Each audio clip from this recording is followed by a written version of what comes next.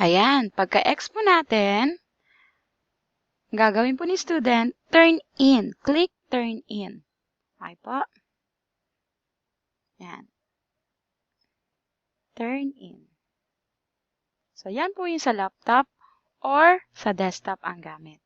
So, what if doon naman siya sa cellphone, sa smartphone, or tablet? Okay?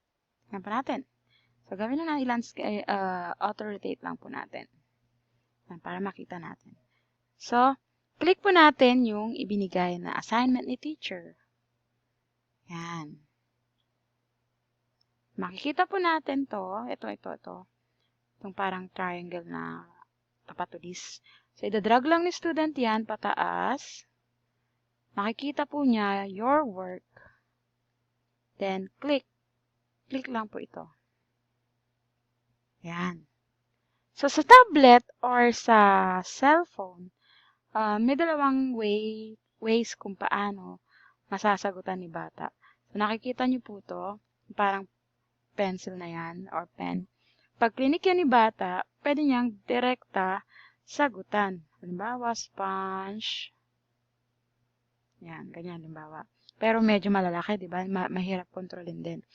Ang mangyayari dito, pag yung pencil na yung ginamit ni bata, after niya sagutan lahat, kailangan niyang i-click yung parang disk na to. Save. Kailangan niya siyang i-save. At magge-generate siya ng PDF file. Yun ay kung ang ginamit niya ay yung pencil. Pero kung halimbawa ginamit niya yung tulad yung sa laptop, back lang po natin. Balik natin. Ito po ang i-click ni student. Yan. Okay. So, pwede na po siya magsagot. So, palakihin natin. Halimbawa, sponge or tissue. Tissue. Halimbawa, tapos na rin yung gawin yan. Tissue, sponge. Okay. Halimbawa, tapos na niya lahat. Gawin na sagutan. Halimbawa, tapos na niya sagutan lahat. I-click lang ni student to. Hindi po siya tulad ng sa laptop or sa desktop na wala nang gagawin si student pagtapos niya magsagot. Sa tablet at sa smartphone, kailangan po niyang i-click yung check. Okay? Click po natin. Ayan. And then, i-click din po natin itong X. Then, itong back. So, yan. Saka pwedeng i-click ni student yung turn in. Okay, turn in. So, yun po. Yun po yung pagkakaiba nila sa kung ang student ay gumamit ng laptop or desktop or kung gumamit siya ng smartphone or smartphone or tablet. Okay po. So, ano naman ang mangyayari kay teacher? So, nag-turn in na si bata, nagpasa na siya ng activity niya, ng assignment niya. So, balik po tayo kay teacher. Yan. So, may dalawang paraan kung paano makikita ni teacher kung nakapag-turn in na si bata. So, una, pwede siyang pumunta sa to do. Then, click lang niya yung kanyang class.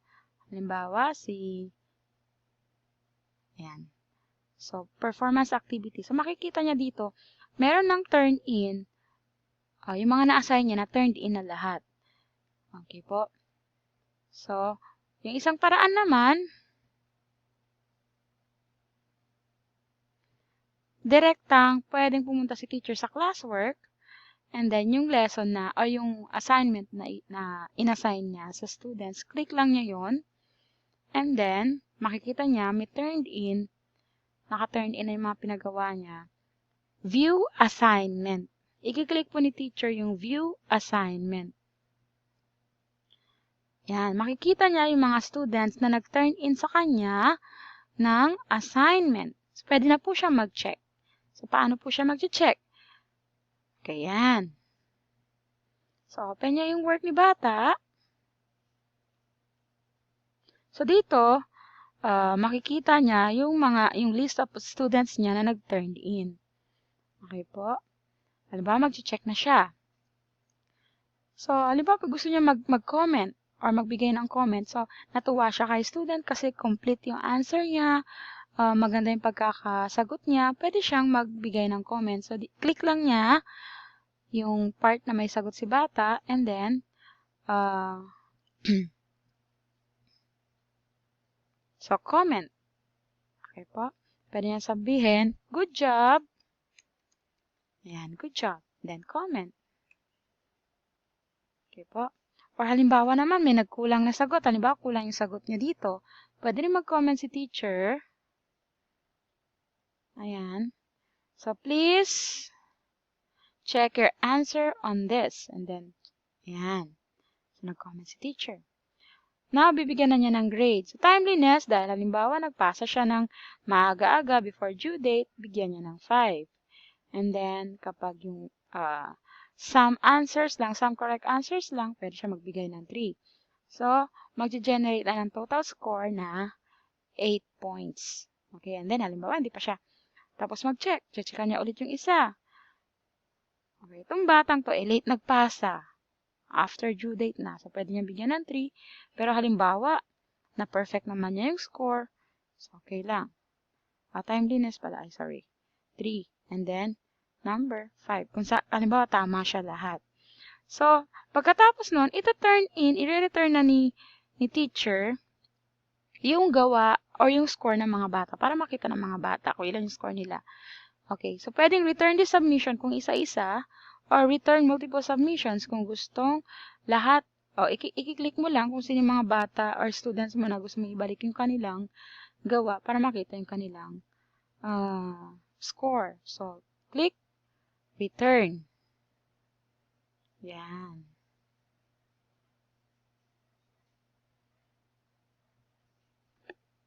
Yan. Okay? So, balik po tayo sa class natin. So, makikita natin dito, meron ng score si bata or si students niya. Okay? Ayan. So, graded na siya. So, ano naman po makikita ng student? Pagdating kay student, yung gumamit ng laptop or desktop, makikita niya bumalik na yung kanyang gawa. Halimbawa, classes, classwork. Ayan, di ba? May gawa siya dyan. Pwede niya i-click yan.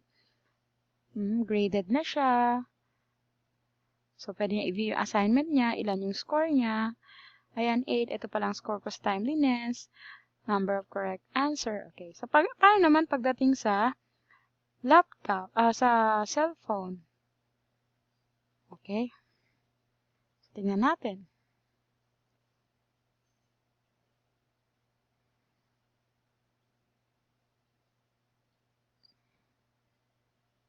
Yan. So, work. Makikita lang niya yung kanyang score, pero hindi na po niya makikita kung paano siya nabigyan ng grade. Okay po? So, yun po yung pagkakaiba kapag gumamit ka ng laptop or desktop or kung gumamit si bata ng cellphone or tablet lang. Hindi na niya makikita paano na breakdown yung kanyang kung merong rubric yung pinagawa sa kanila. Okay po? So, yung mga paggawa po ng mga iba't ibang klase ng draggable activities or clickable activities, yun po dun po yung mapupunta sa last part ng ating tutorial. So, that's all for this tutorial. I hope may mga natutunan po tayo. See you next tutorial! Up next is about the people page and grades page. Pagsasabay na po natin to since ang people page ay maikli lang. Salamat!